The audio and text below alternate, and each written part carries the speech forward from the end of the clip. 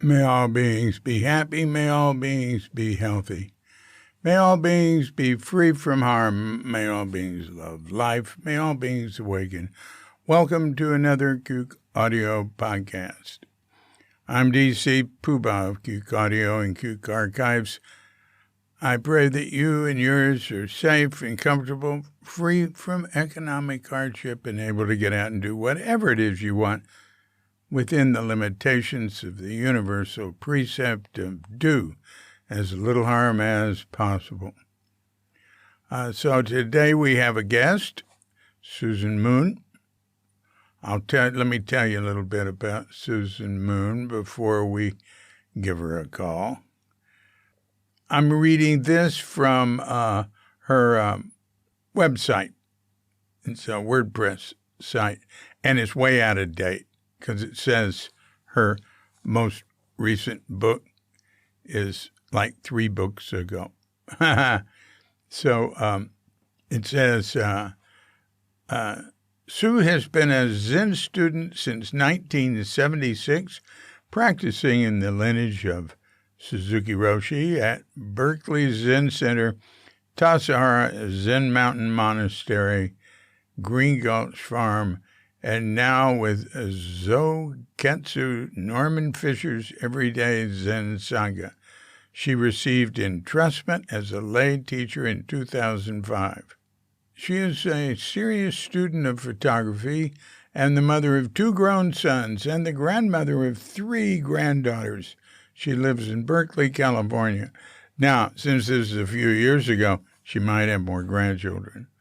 And then it says down here, below it, I'm reading this off a page for her on Kook.com. Below that it says, I love Sue Moon. Don't tell her. I think everyone does. DC.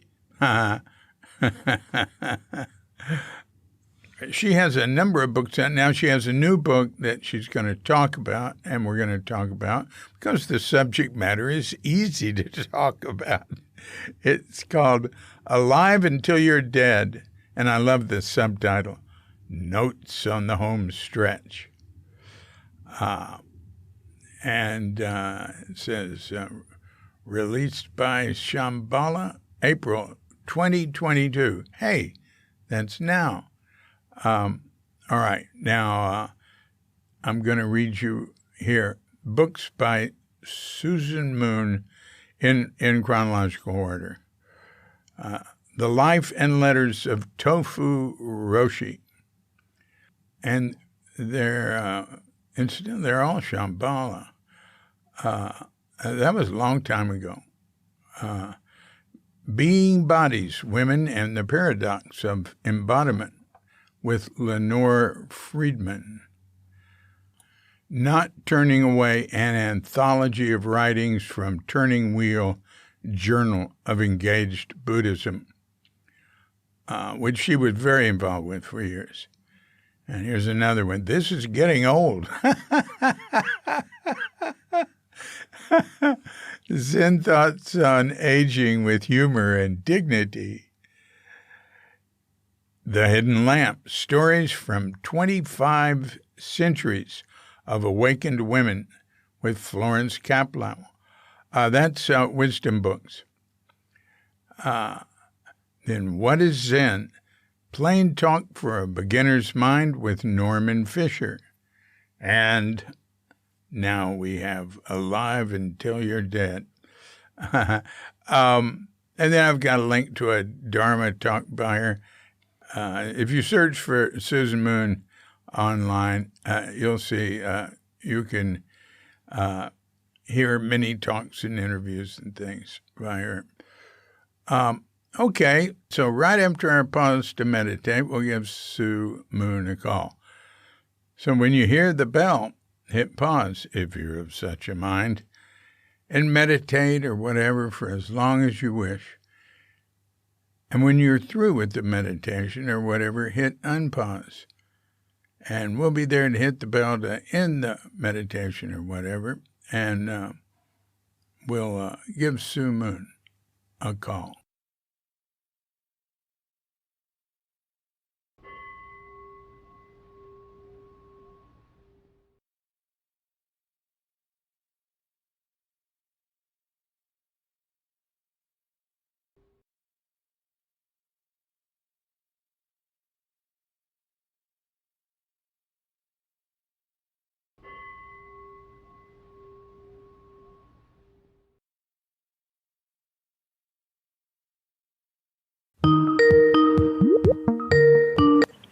Hi. Oh, hi there. Hi, David. Susan, how are you doing? Well, I'm doing fine. Yeah, I'm doing surprisingly well, considering what an old fogey I am. Um, Well, and how old and fogey are you? well, I'm my next birthday. I'm going to turn 80. Oh, wow. Cool. Isn't that impressive? Yeah, indeed. How old are you? How old are you, David? I'm 77. Oh well, you're not too far behind. No, I'm no, I'm still catching 79. up. Yeah. Yeah, yeah. Kind of slowly, you're catching up, though. Right, right. uh, Uh, yeah, wow.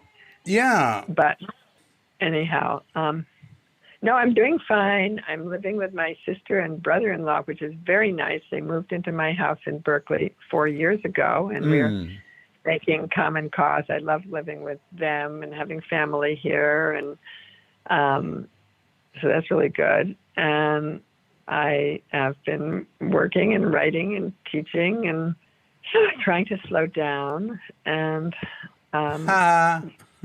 not really succeeding. And I have my beloved children and grandchildren far, far away. One family's in Texas and the other's in Virginia. Mm. So that's painful that they're so far away, but wonderful Yeah. that they exist. Yeah. Well, do you see them sometimes? Yeah, I do.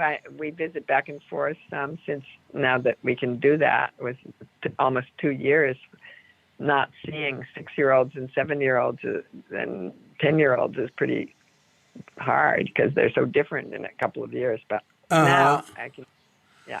My son Clay was flying to Minneapolis and back to see his daughter during the last 2 years.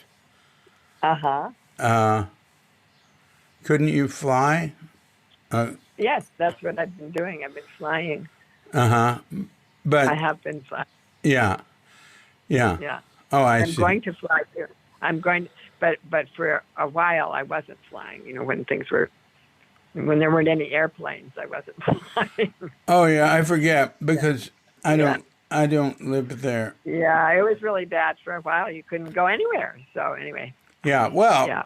uh, here in Bali, it was definitely that way. I mean, 2 years ago, it took 4 months for Katrinka to get back. She intended to be away for 6 weeks, Oh and gosh. uh, no, that was fine. She was with her son and family, and I just get Oh, yeah. I get more work done when she's not here. So, Yeah. Yeah. and Well, people who live in Australia were having a that's really right. hard time. They couldn't. They couldn't do anything. They couldn't Yeah, go the borders back. were sealed, right? Yeah, No, no going in and no going out. yeah, yeah. And we can hear airplanes sometimes when Yeah, everything's normal. I remember that too.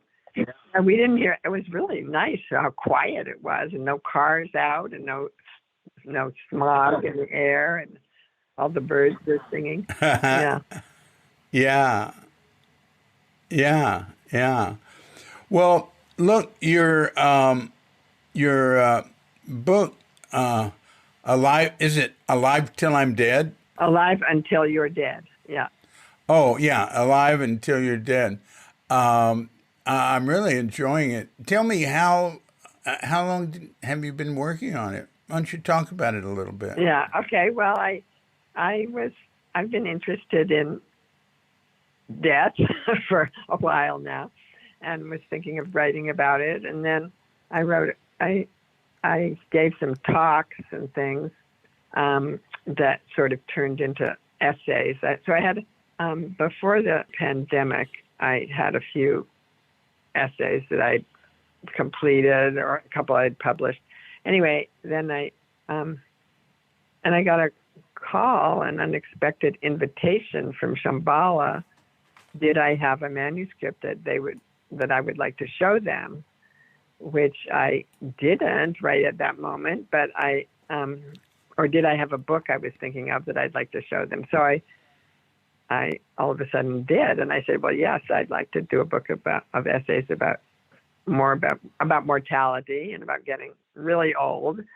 So anyway, and they were very encouraging, and so that's how the book kind of happened, and I got a contract, and I was working, and the pandemic was a very good time, as you just said, when Katrinka wasn't there, but I didn't have a Katrinka to be distracting me anyway, but I was just sitting at home and taking walks and things. It was a good time to work, and I pretty much finished the book. I did finish the book during the pandemic, and anyway, it's really I'm really interested in how the fact of being mortal changes our experience of being alive. And the book is sometimes being sort of marketed a little bit like, oh, here's my second book on aging after This Is Getting Old, which came out 10 years ago or more. But I'm not thinking of it. I mean, now I feel like I know a lot better than I did then what aging is all about. But and that's very related, of course, to being mortal. But I'm thinking of the book not as, here we go again about, oh, you can buck up and be old and be cheerful. It's okay. It's more, I really want it to be about how knowing that we're going to die really changes the quality of life. And a lot of that comes from my Zen practice, I guess. I mean, my interest in it maybe, but I was already interested in it, I think. But, impermanence is one of the main things happening, as Buddha told us many times. So, yep.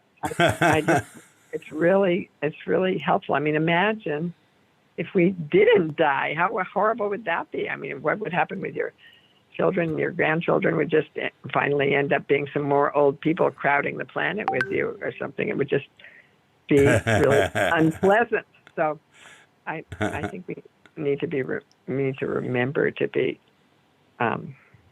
grateful for our own impermanence that makes everything so beautiful and precious. And so, but it is a very heavy subject, and that several of the essays are actually about the deaths of various people in my life and being with them as they died. And I think that, I'm not writing about death the way a lot of people are doing really well now and helpfully, like Frank Ostaseski and people who are really talking about how do you be with somebody who's dying and how do you help people accept their deaths. But this is a little more abstract, or not abstract, but more philosophical of what did I learn and experience and when I was with my mother when she died, and when I was with my close friend Friedel when she died. I just realized, one realizes that it's kind of the same. You're going through the same gate as when you were born, in a way, and it's like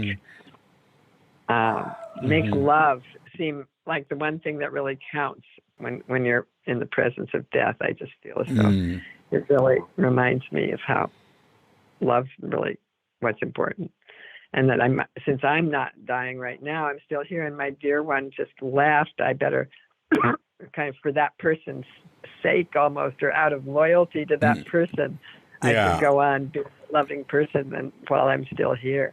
Your friend Frida, that was really, that was unfortunate. I mean, like, our arm was numb for a while, and that was the beginning of the end. And it seemed, that's right. Wow.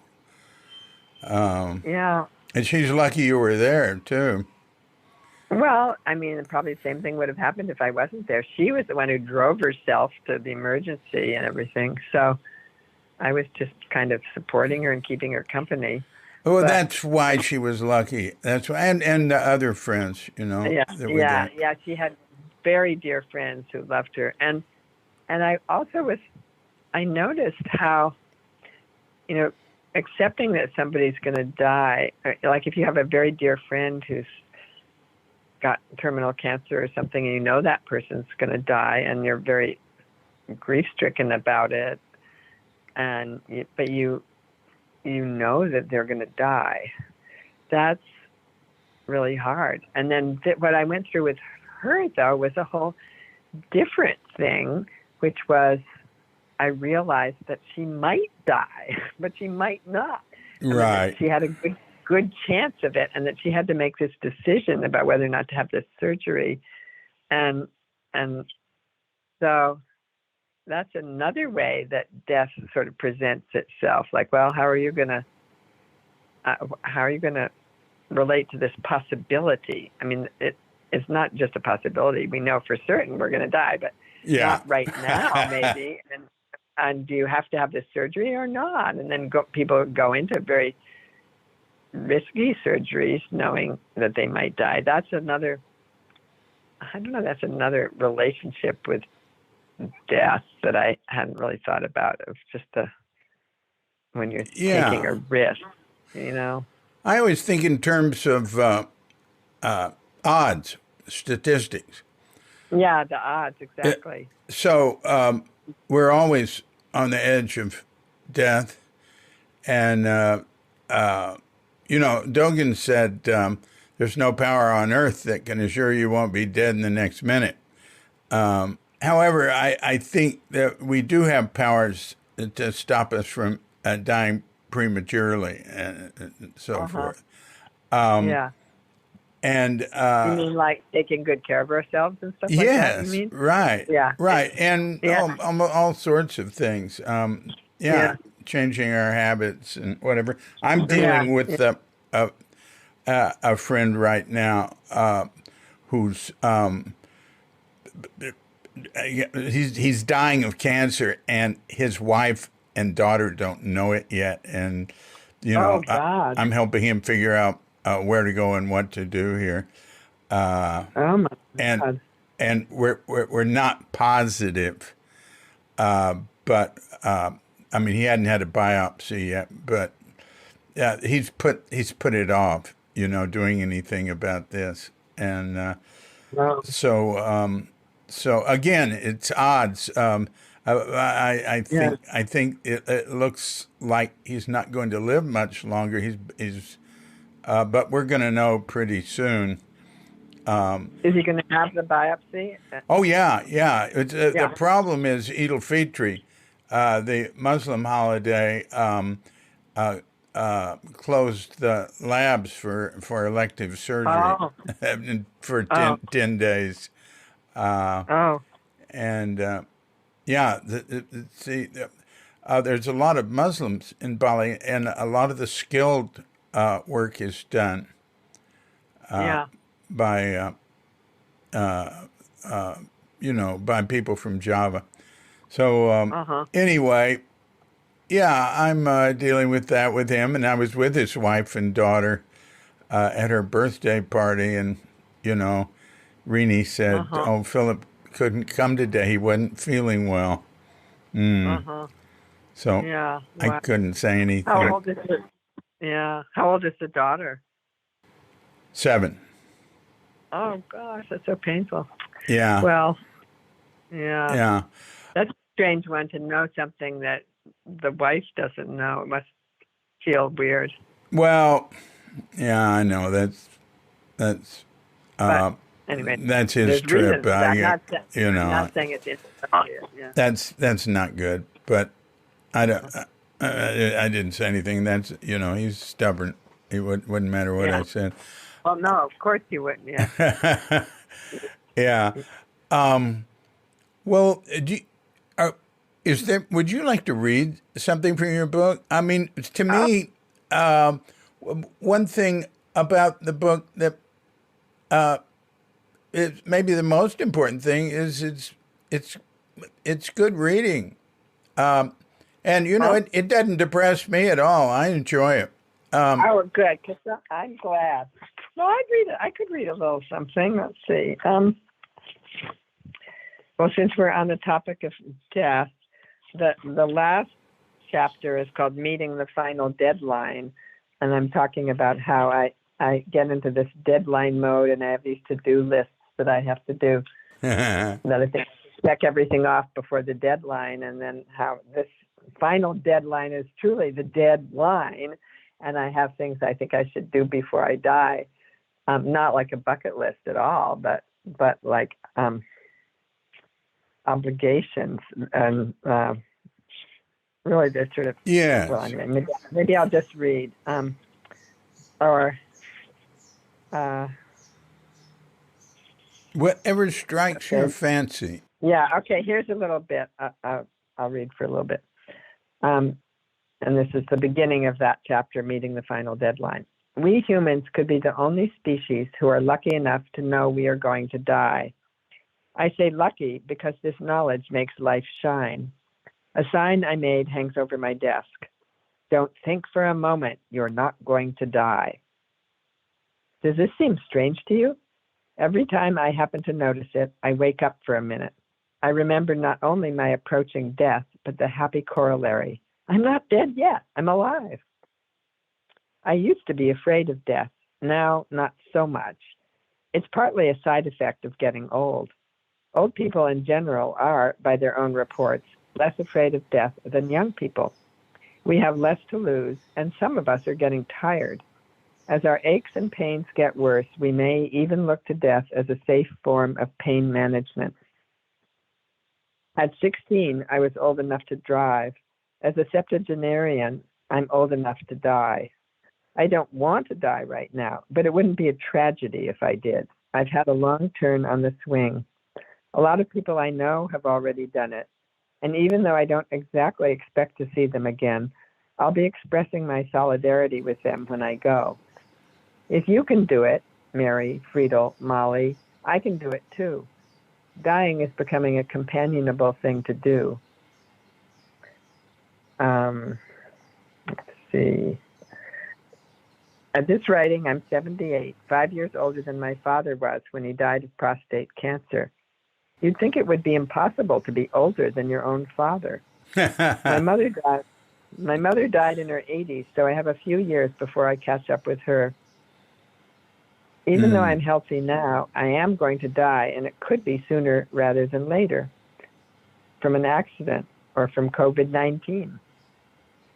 My fears now are not about what will happen to me after I die, but about the difficulties on this side of death. My mother used to say, the young fear death, the old fear dying. Skipping a little bit here. I'm afraid of dying in a lot of physical pain or lingering on barely alive, hooked up to tubes in an ICU.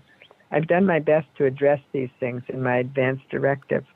Yes to making me comfortable, no to the tubes for life support. I'll get through it somehow. This is truly a case of I'll cross that bridge when I come to it.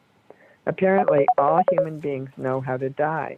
I find it reassuring that everybody who's gone before me has managed it, and I trust that I'll be able to do it too. Anne Aiken was a 20th century Zen practitioner and the wife of the Zen teacher Robert Aiken. She was a student of Master Yamada Koen. One day he asked her, "What do you think of death?" She replied, "Why, it's like when a bus stops before you. You get on and go." I want to be like her. I want to accept my death before I die. So that's some part of that. I could read a part that has a kind of a little story in it, or what do you think? Should I read a little bit more? Oh, you can just do whatever your heart desires. Okay. Okay, well, maybe I'll just say something that I get at in here somewhere or other, but that I'm struck by the fact that this to-do list thing has kind of two parts to it, and one part is the sort of practical things of, drawing up the right papers and everything, which I've done that. But then there's the sorting of objects and getting rid of possessions and not wanting to leave my children with a big mess to figure out what to do with things and stuff. There's that part of getting ready. But the other part that's more important, maybe, well, more important to me, maybe not to them, my children, but is the part of really coming to see that everything's fine, that to let go of my regrets. And I have some bad regrets, and to let go of some sadnesses, and to let go, to just accept that my life has been exactly the right life, that it's been fine, it's been okay, it's complete. I think that's a very good thing to do. I hope I can really complete that process in my mind a little bit more than I have. I've made great strides, but and I feel myself doing that more and more. But I think that's very important. And letting go of regrets. That's a good one. Letting go of regrets. That's a good one. Letting go of regrets is really important. Yeah, everybody has them, and I think of that sometimes. Do you? Yeah. Yeah. Yeah. Some people, I have a couple of friends who say, "Oh, I don't regret anything," and I mean, I don't say to them, "Oh, well, if I'd done the things you do, I would have some regrets." No, but I mean, I think being able to not regret anything is a great skill, actually, and it's a kind of Buddhist skill, even though they're not Buddhists. But I think it's, what's the point? I mean, my God, feeling sorry for things and wanting to make amends, or even feeling some remorse, those are different things. But regret, like, oh God, I blew it. Why did I do that? Or I wish I could do it over again. Those kinds of feelings are so destructive and unhelpful. Yeah. Well, that's the nature of a lot of our problems, is unnecessary worrying, regret, just creating problems where there are none. Yeah. One thing I didn't realize was like you'd been in Mississippi and in anti-nuclear movement. I was in Mississippi in '64 too. I think maybe we somehow uncovered that in the past. Right, and I didn't know that. Where were you? Well, I was in Jackson and in I was there before the long hot summer. You were? And I was. I don't want to get into that. No. Because I'd start talking about it. Anyway. Yeah. Well, it was important, I'm sure. Yeah, indeed. Yeah. And I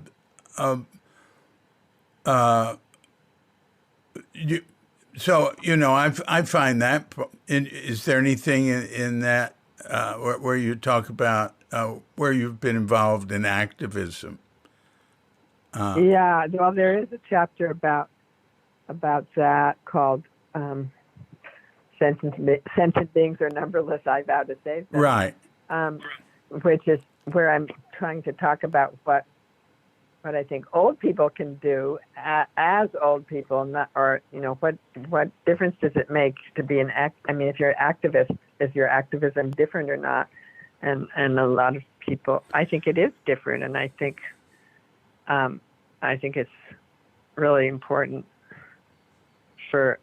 I think it's great to stay concerned about the sufferings of the greater world and to try to contribute. But I also think it's kind of okay for people to pull back a little bit and just say, well, I've done a lot. I think I need to rest now or something. I forgive that. But I also think that one of the really important things for older people to do is get out of the way of young people and step aside and listen, really listen to young people, and because we can learn so much. When I think about, how smart we all thought we were in the 60s, and the old people were such duds and they weren't paying attention, and we knew where it was at.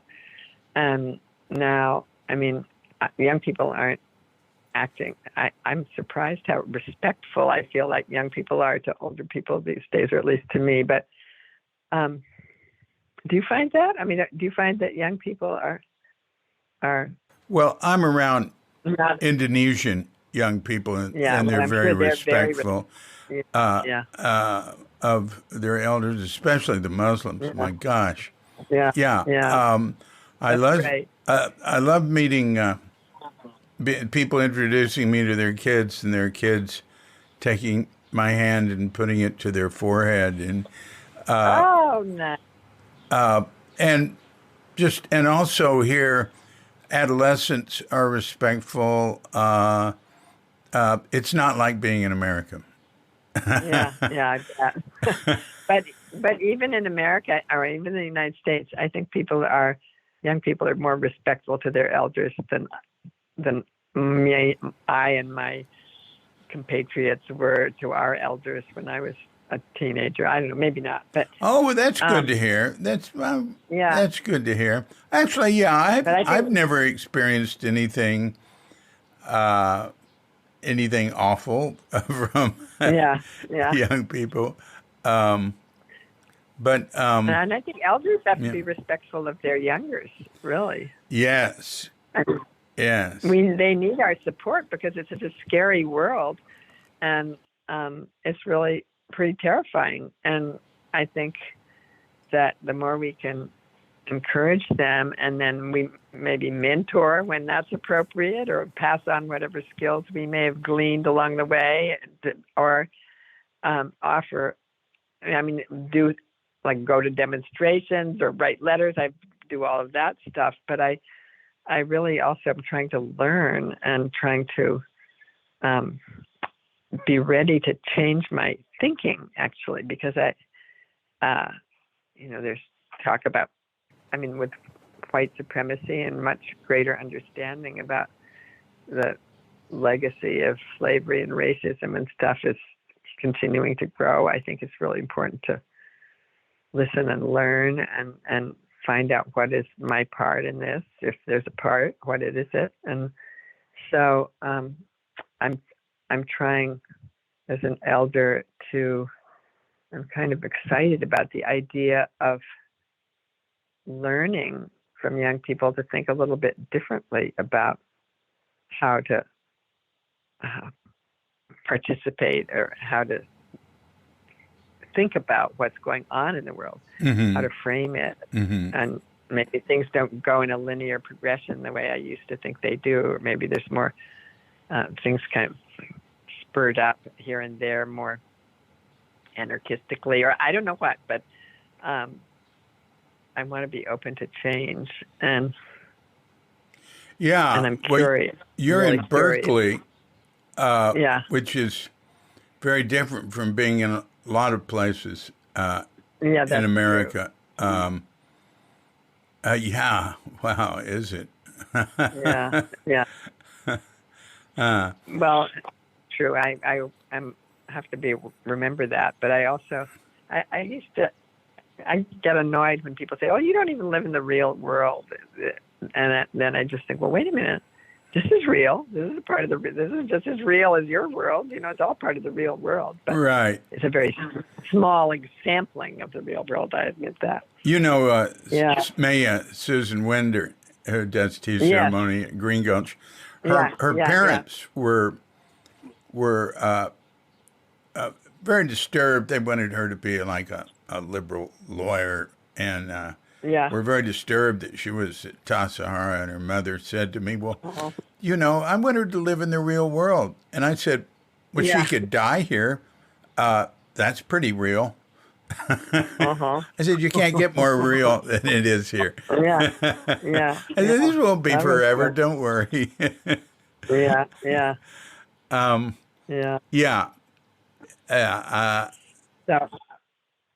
but I think that I think there can be really good dialogue among generations, actually, around activism, and I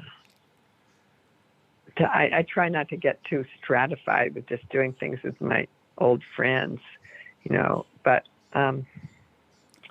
and well, this is kind of an admission that it's in the book, but I am kind of exploring the fact that one of my ancestors was an enslaver, as I've learned to say, and had enslaved people who were, and this was in Kentucky, and there are a bunch of letters from ancestors of mine about that touch on slavery and on between father and son. There's some letters.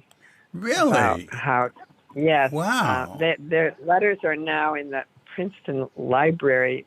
It's a long story about the letters. They used to be in the attic of my grandmother's house. Then my mother gave them to Princeton. They're pretty interesting correspondence between these people about other things besides slavery. But and a long time ago, I was interested in them, and I made copies of all the letters and the manuscripts and typed them all out, and I really did some work to try and make a book of them.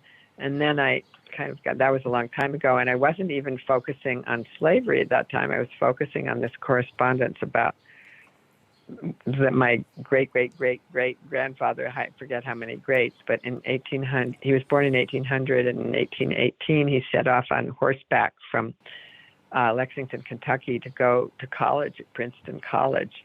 And he was there for 4 years before he came home again, because it was a long journey. It was a couple of weeks' journey to get home again. And there's a correspondence between him and his father, who was a large landowner. He had been a surveyor and an explorer and sort of pioneer into Kentucky. So anyway, that correspondence is very interesting about education, and his father telling him, "Oh, well, don't be reading novels. You should be hanging out with the French boys and learning to speak French." And he wanted him to be a statesman, I think. And so it goes, and he said, "Go when you're on your vacation in the spring, be sure to go visit James Madison in Boston. I'm sure you will find him an honorable gentleman." Oh, goodness. Ideas. So, wow.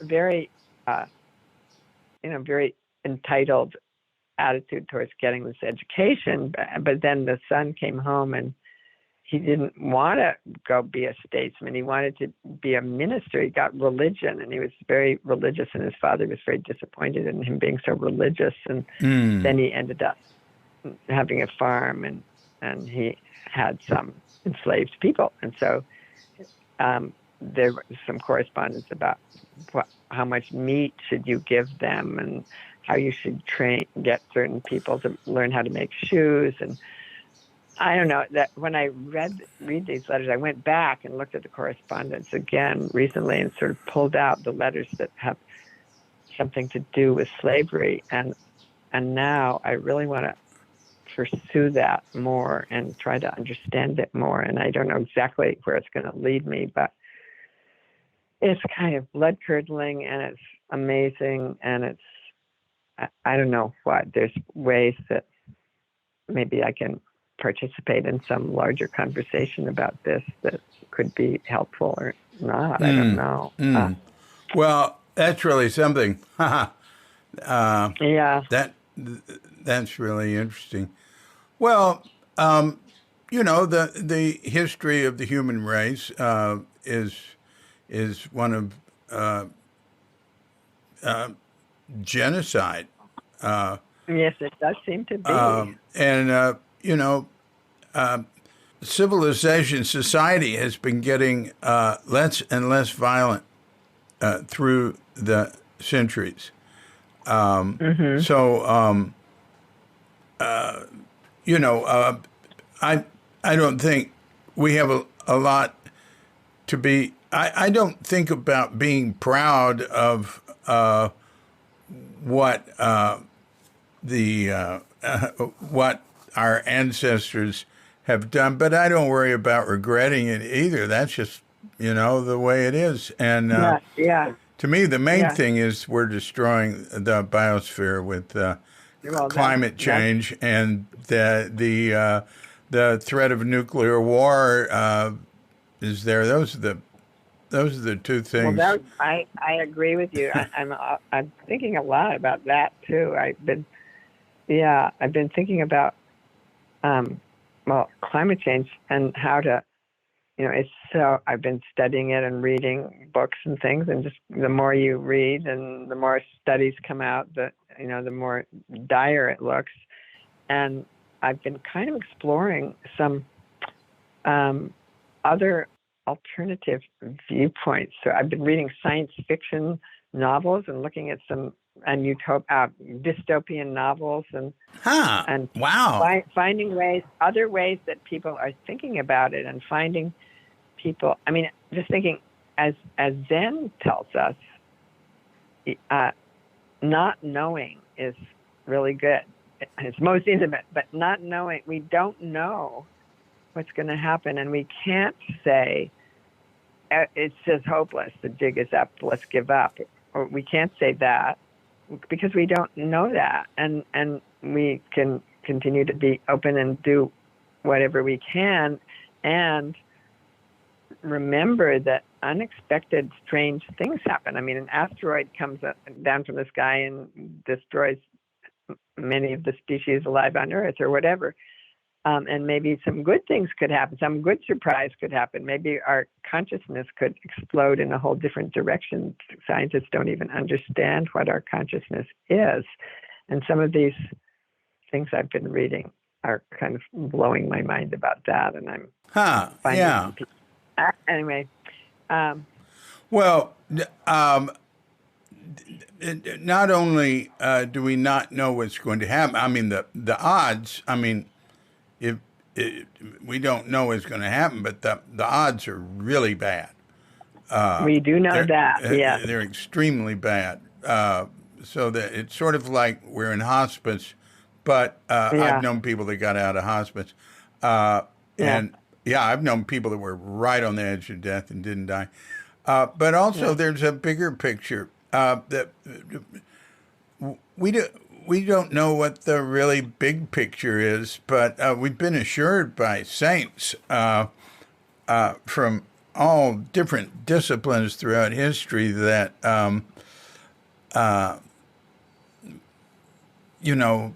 everything's perfect.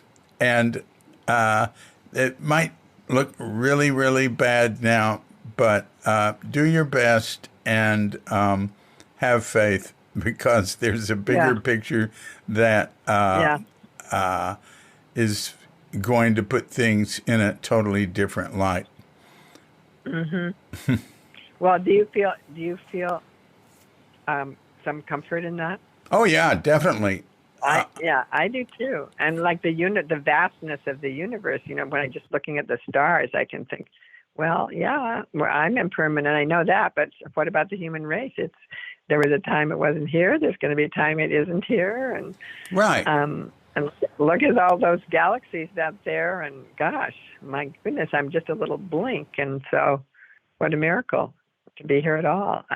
Yeah, it's just what your book is about. It's about death, and in Hinduism, it really emphasizes the birth and death of worlds and civilizations and people, and of course Buddhism also does that. Buddha said we're born and die 80,000 times in the snap of a finger or something like that, right? Yeah. And our the planets come and go. And but I feel like there's that we're ultimately in good hands. We're ultimately everything's all right, but that we have to take care of what's the immediate situation is always, and not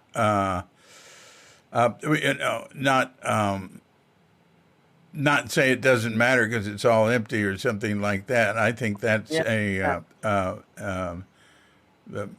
that is a what would you call it? An existential crime. Yeah. So we have to deal with it, and I think about it these things all the time. And what can I do? Very little, but we can express ourselves anyway. I really like you saying that.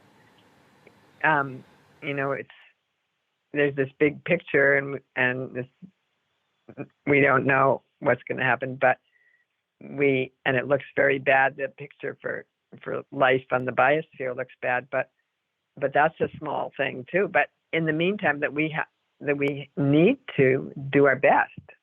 We just do our best. There's nothing wrong with. I mean, it feels a lot better to do your best than not to do your best, and then you're kind of embodying love and community and sangha and everything while you're doing your best. So even if everything goes down the tubes, if you're engaged with each other and helping each other and loving each other and being your full self, doing your best, that's a plus, right? Mm-hmm.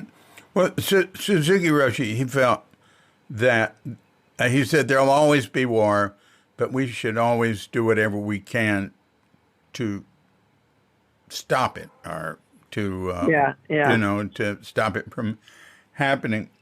And I don't agree with him that there would always be war. I think the human race would have to evolve beyond war if we're to survive. But there'll always be problems.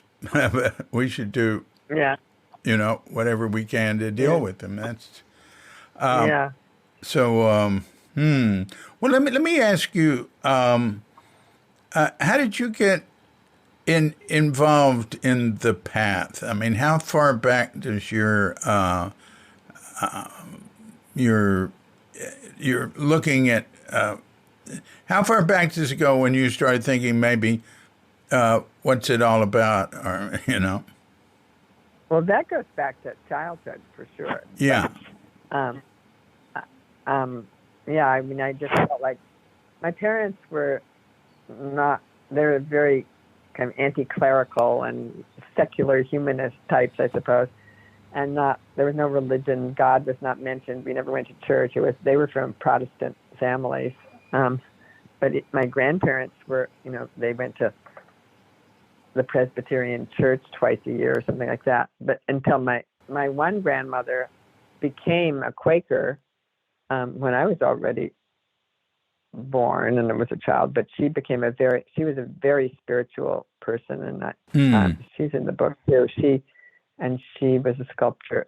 Yeah, I wanted to know what's going on here. I don't get it. What is it? I was very concerned with how could I be inside my head and not inside somebody else's head. I mean, how could I be looking out of these eye holes and not somebody else was looking out of their eye holes and not in the same eye holes? I mean, I couldn't get it. Wow, that is interesting. So that was, I mean, as a child, I would really think about that. And then, wow, that's unique. I never heard that. That's a great thought. Really? Yeah. Yeah. Well, and I kind of wanted to really merge with other people and in an inappropriately close way. I mean, my relationships suffered from that, of wanting to merge too much. But anyway, so as far as Zen goes, I used to go to Quaker meeting then for a while as a young adult, and but then when I moved to Berkeley in 1969. From where? Where do you come from?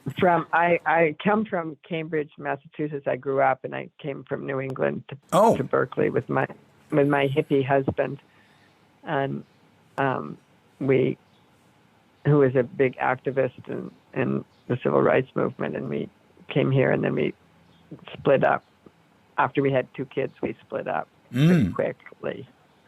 To my sorrow, I didn't want to, but anyway. What year did you come to the Bay Area? We came to Berkeley in 1969. Yeah. What about you? 66. Where did you come from? Texas. No, you keep going. I want to hear. Oh, okay, yeah, sorry. So anyway, so then I heard Alan Watts on KPFA, and I heard Ram Dass, and I was all kind of interested in such things. And then I got a hold of Zen Mind, Beginner's Mind, and I would sit in Quaker meeting reading Zen Mind, Beginner's Mind, I remember. And then some friend of mine said, oh, if you're interested in this stuff, there's this amazing monastery down in the mountains where they make this bread, and you can just go there and visit. And so I went to Tassajara as a guest. When? What year? It probably was, I remember meeting you there one of the first times I went there. I think it was in about 73. I probably went for the first time. I was there, up to 70 through 71, and then I came back in 74 as the head monk. I went to Tassajara. I was just there for a couple of days, and I remember. Well, the memory I have is that it must have been after 74 because I went there a couple of times. Maybe it was anyway. I went to the swimming pool. Yeah. At night. I don't know if I walked down there with you or you were down there or what, but I remember having a long conversation with you fairly late at night, and you were playing the guitar down by the swimming pool. And I was very 75. Okay. Well, I was very interested in our conversation, and I thought you were a very interesting person. And I thought, God, I'm amazed that he's allowed to do this. He's supposed to be a monk. I didn't think he was supposed to do this. Well, of course, I guess you weren't supposed to do that. That's right. I didn't know anything anyway. So, but the first time I went there, I got Zazen instruction, but I saw these monks padding about on the paths in their sandals, and I just thought, oh my God, this is so great. I just want to be here. If I didn't have these young kids who were at home with my housemates, if I didn't have little kids, I'd just come here and be a monk. And then somebody said, well, if you like this, there's a Zen center in Berkeley, which I hadn't known. So I came back from Tassajara and went to the Berkeley Zen Center, and that's when I really started practicing. So, good place to start, huh? Isn't that? I love the Berkeley Zen Center. Yeah, I love it too. I still love it. Yeah. And now I practice with Norman Fisher and Everyday Zen, and that's my sort of main sangha, but it doesn't have a place. And Berkeley Zen Center is also my home sangha, and I practice there too. Not having a place the way Norman Fisher does it, I think that's smart. Boy, is that... It's very smart. He really is really smart. Yeah. Especially during the pandemic, it was smart when everybody was having to close down their zendos for lack of rent and stuff like that. I mean, there's no overhead for Everyday Zen, Right. And also, there's no staff. Nobody has to fight over who has power over the structure or anything. Yeah. It's just really good. Right. We've got to have... It's also wonderful. Yeah, I think we have to have places, institutions. We do, but I'm so grateful to the Berkeley Zen Center. Yeah, but it's good to have other forms, and yes, shouldn't be tied down to one form. And what Norman does is really good, and I think what you do is really good. Is you have I don't believe you have a Zen group, but you're a Buddhist teacher, and you have ways of communicating with people in another form. Yeah, well, thank you. I mean, I feel like I don't want to have my own Zen group because I don't feature myself as wanting to be responsible for some other person's spiritual development in any way. I mean, I don't think I'm up for that job. But I love teaching workshops and leading retreats and giving Dharma talks, and I do that a lot at Everyday Zen, and I've led a number of retreats, with other people. I like co-teaching and stuff. I just like offering some things and then collaborating with others. But the idea of I'm a Zen teacher who's going to teach you what Zen is, I just don't want to do that. I can't do that. Yeah, I can certainly sympathize with that. But I do have other people who are Zen teachers who help me a lot, so it's not, Yeah, that they have to do it. To me, it's a sacrifice. Yeah. People who become, certified Zen teachers have made a sacrifice because it's difficult, and it is difficult. It's hard not to be corrupted by authority. Yeah. So I think all the various roles we have. I think are it's good to have different ones, and I don't think we can eliminate some because of some pure way of looking at it. No, I think that we shouldn't have institutions and yeah. we shouldn't have teachers. I don't agree with that. No, we need all of the different roles to fill the whole picture. Yeah. Well, you don't have your own Sangha, do you, or have you had? No. I didn't think so. I just have all my friends, my Zen friends, my my human friends. Well, you have you have so much that you've given on the path with your Cube.com and your books and your writing and your archiving and your scholarship and your networking and your talking to people like me all the time and connecting people. It's just huge contribution. It's so important. Yeah, I like it. I enjoy it. Yeah. I especially enjoy doing these phone chats with people like you right now. And yeah, I think it's, with the technology of the times, it's a great thing to do. And yeah, I think of a lot of it, as we're just sort of saying hello to each other and encouraging each other and appreciating each other. Yeah. Yeah. It is really great.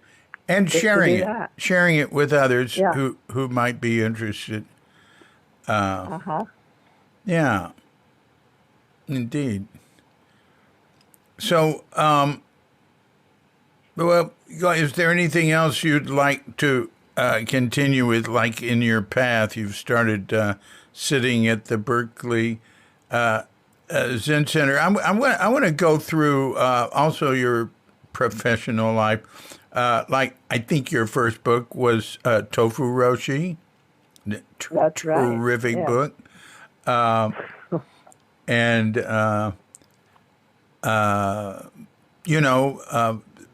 if you want to talk about it or, publishing stuff, I'd like to hear, how it all progressed. Oh, yeah, well, I guess there's not a lot of to be told about the practice side of things after I kind of got on the Zen track. I mean, I went to Tassajara a couple of times, and that was hugely important for me. Each time I went, it was very important. But and I've also sat with other teachers. I sat quite a bit with Aiken Roshi, who I loved, and I sat with Joko Beck, who I also really appreciated, and I sat with Maureen Stewart. Those people influenced me quite a bit. But I think the writing, I mean, as from a child, I wanted to write, and that was kind of a natural way of wanting to be in the world and express myself and contribute. So when I was teaching, I taught school. I was in special education for a while, but um, tofu. So I was never really a person supporting myself by writing. That's pretty hard to do. But anyway, tofu roshi was. I wrote that about. Well, I've been practicing Zen. It seemed like a long time to me then, but now it's so long ago. Anyway, that book was odd because I didn't really think I was a particularly funny person or anything. And then I don't think I did. I didn't think of myself as a humorist or anything. But the book was written with so much affection for Zen, and it just. Oh, it started out as a little column in a kind of humor newspaper family. Where was it? I remember that. Well, it was a little newspaper that I did with some friends. We published a sort of family paper called Garlic, the Breath of the People. And it was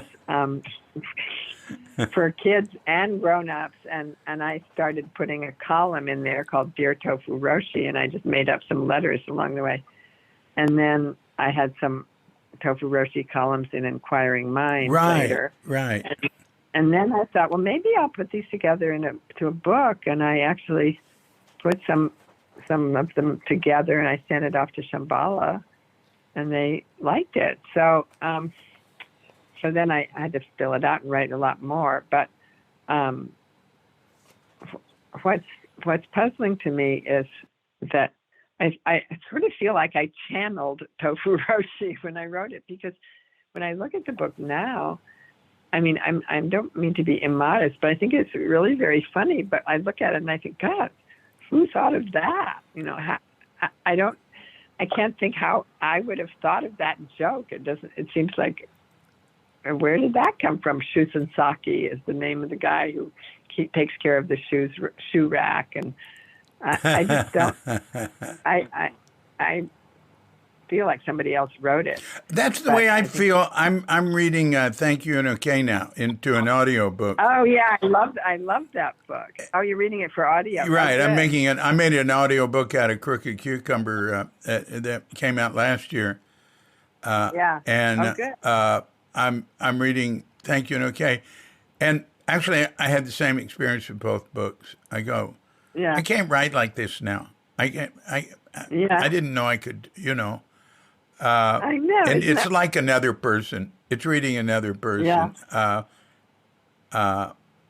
It's very. Well, maybe that's how it is. Huh? Maybe that's sort of inherently how it is with writing. I don't know. Maybe I'm not the person who wrote those books, and you're not the person. Yeah, well, that's you true. Were. I think that's one way to look at it, and I think it's true.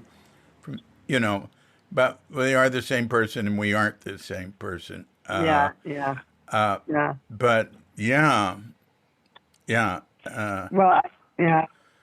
Well, I'm glad that I've done the writing that I have done, and I've done a number of books now. Some of them editing, and some of them compiling and stuff. But the one book that I'm really proud of, that was such a privilege to work on, was The Hidden Lamp, and the stories of the women, Buddhist women of the past. And I did it with Florence Kaplow, and that book, I don't feel like I didn't write that book. I was midwifing it along with Florence, and we did a tremendous amount of work on it, and we found the old stories, and then we got all the permissions, then we got the women to write the commentaries, and we edited the commentaries. But it was made by so many different people, and it was very, very satisfying, and it was Florence's idea. She had the idea that it would be really good to bring together some women's koans, and we included things that weren't traditionally considered koans, but and then she asked me if I would do it with her. So I'm really grateful to her. But anyway, I guess what I'm saying is that it's rewarding when you feel like something that you've worked on is making a contribution that people find helpful. And so I was grateful to be able to be part of that project because it's just come out in Italian. It's come out in several different languages. In the Italian one, I'm happy that people like it. But Wow, that's cool. because and I don't feel. I don't think. Oh well, I don't get all boastful when somebody appreciates it because I didn't make it. It's not. I'm just saying, isn't it great? Isn't it wonderful to have those different voices there and that wonderful commentary? That read so and so's commentary. It's really great. So anyway.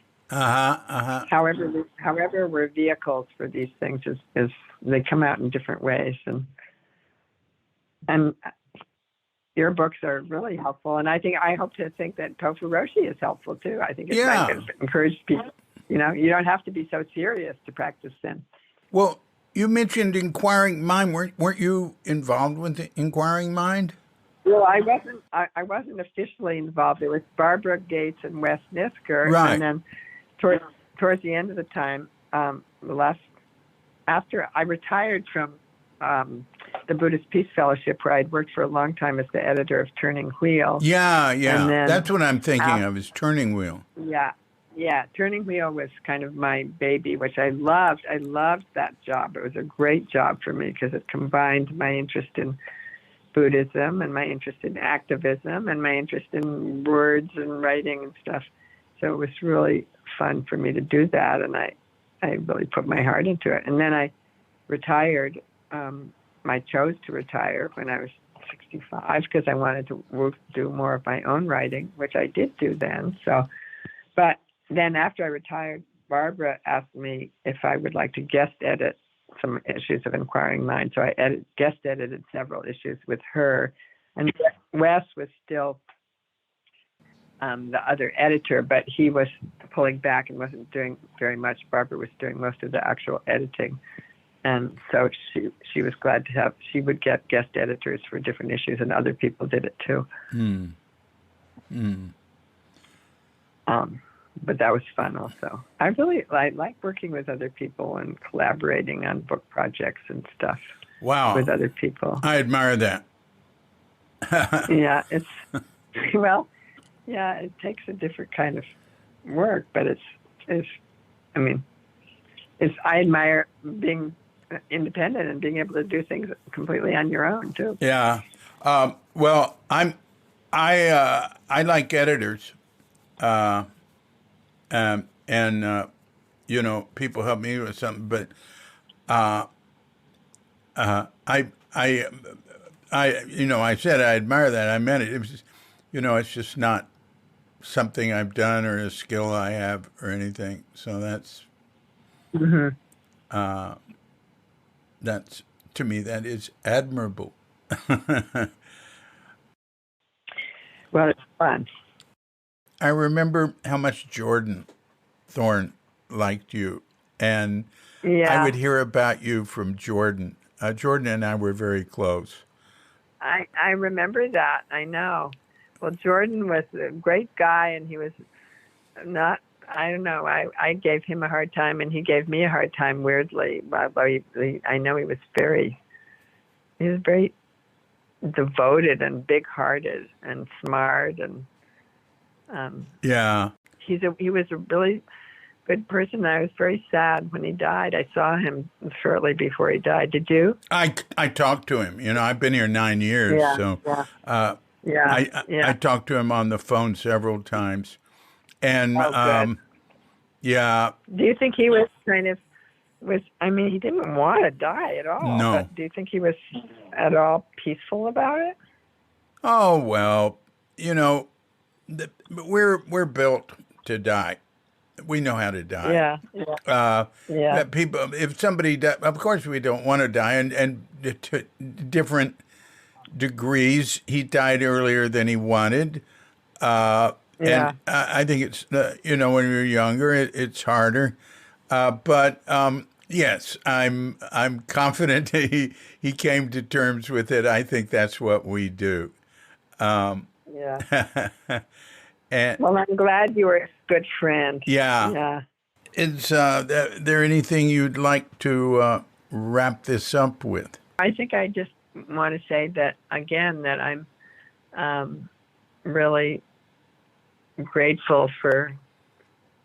I'm grateful for my meetings in practice, and I'm grateful for the opportunity to explore what does it mean to be a human being alive on this planet, and how can we be more alive and really be, or how can we be really alive while we are alive? That seems to be an important question. Yeah. So that's what I was really wanting to talk about. But we're here now, so let's do it. Let's be alive. Yes, indeed. And like you said, let's be alive until we're dead. Yes, let's be alive until we're dead. Yeah. Maybe here's a thought I just had, which is that one of the chapters is about different practices for contemplating death, and some of my favorite ones, like walking in cemeteries or the 5 remembrances or something. But one of them is to write death poems, and I have done that with friends at different times, and so I have a little section on writing death poems, and I could end by reading you the death poem that I wrote. Traditionally, you're supposed to just keep writing another death poem every year, I guess. But anyway, yeah, I could read you my death poem. Okay. Once I was inside a star. Now I'm here. I've come quite far. My name is Sue, but not for long. Soon I'll join the massive throng of those who've given up their names, like Mary, Friedel, Ned, and James. My bag of skin will let me out, and I'll no longer think about the list of things I have to do. You'll be me, and I'll be you. When I hand in my dinner pail, my love will carry on full sail. That's great. Thank you very much. Thank you very much. You're welcome. And thanks for talking to me. I really enjoyed talking to you. Well, I really enjoyed talking to you. Thank you for all you've done, for your contributions, for continuing to do so, for being so very much alive. And well, thank you too, David. And I look forward to finishing your book and to the next books that come out from you. And well, we'll see about that. Thanks, David. Okay, thanks a lot, Susan. Yeah. Take care. Take care. Bye-bye. Bye-bye. So thanks a lot, Sue Moon. That was great. Sue Moon. Sounds sort of like Blue Moon. Sue Moon, I saw you standing alone. All right. Hey, that would be cool. You know, if you were doing an event for her, you could work up a song. That's Sue Moon. All right, Sue, I'm going to keep that in mind. So this has been a Cuke Audio Podcast. I'm D.C. Puba of Cuke Audio and Cuke Archives, coming to you from sleepy Senor with Doggy Bandita, Feline Cuchita, and dear lovely Katrinka. And we're wishing you and yours and all of us a grand awakening.